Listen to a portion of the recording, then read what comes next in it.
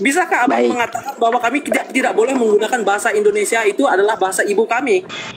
Assalamualaikum pengunjung pesantren Akal Sehat. Kita sekarang akan melihat sebuah pendapat dari seorang Kristen, ya, mungkin dia pendeta, bahwa pemakaian atau penggunaan istilah-istilah Islam di dalam Bible mereka itu mereka anggap semua itu bahasa ibu mereka, bahasa Indonesia. Apakah benar demikian? Kenapa mereka tetap mempertahankan nama Allah, malaikat, rasul di dalam Bible mereka? Apakah penerjemah Bible itu tersumpah? Disumpahnya pakai agama apa? Kan begitu. Ini yang jadi masalah yang sekarang ini lagi hangat, ya. Nah, kalau untuk menerjemahkan dokumen atau teks dari bahasa asing, ya, ke dalam bahasa Indonesia itu memang tidak ada larangan gitu. Akan tetapi jangan diklaim bahasa asing atau bahasa sumber itu sebagai bahasa Indonesia.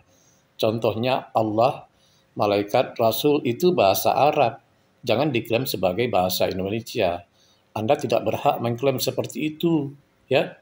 Tidak pernah ada nama Tuhan, Allah, kemudian istilah Rasul, istilah malaikat, mujizat itu di bahasa Indonesia kan tidak pernah. Itu tetap merupakan bahasa asli dari bahasa Arab, ya. Karena itu memang kita tidak menerjemahkannya di Al-Quran.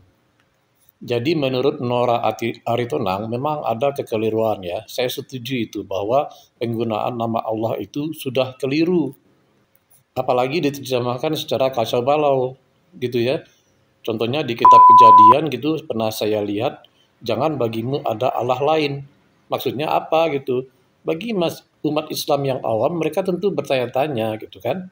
Kalau memang nama Tuhan Yahudi itu Yahweh, perjanjian lama harus berani kita terjemahkan sebagai Yahweh gitu. Harus sportif. Kalau perjanjian baru itu memang bahasa aslinya bahasa Yunani, maka jangan sekali-sekali diterjemahkan ke dalam bahasa Arab. Allah gitu kan, Allah, bacaannya juga Allah gitu kan.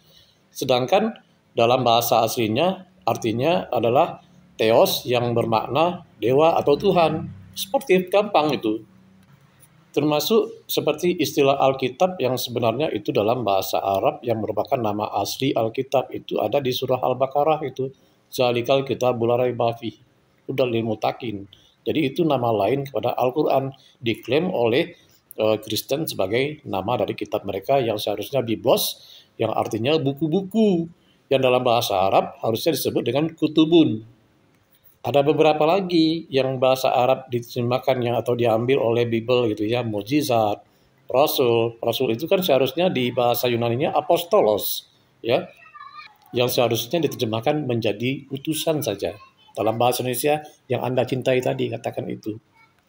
Jadi ya kembali kepada penerjemah, kami lihat itu kalau untuk penerjemah Kristen selalu ada direkrut setiap bulan gitu. Itu terjemahannya maksudnya apakah sudah sesuai maknanya dengan apa yang disampaikan oleh kitab suci aslinya gitu.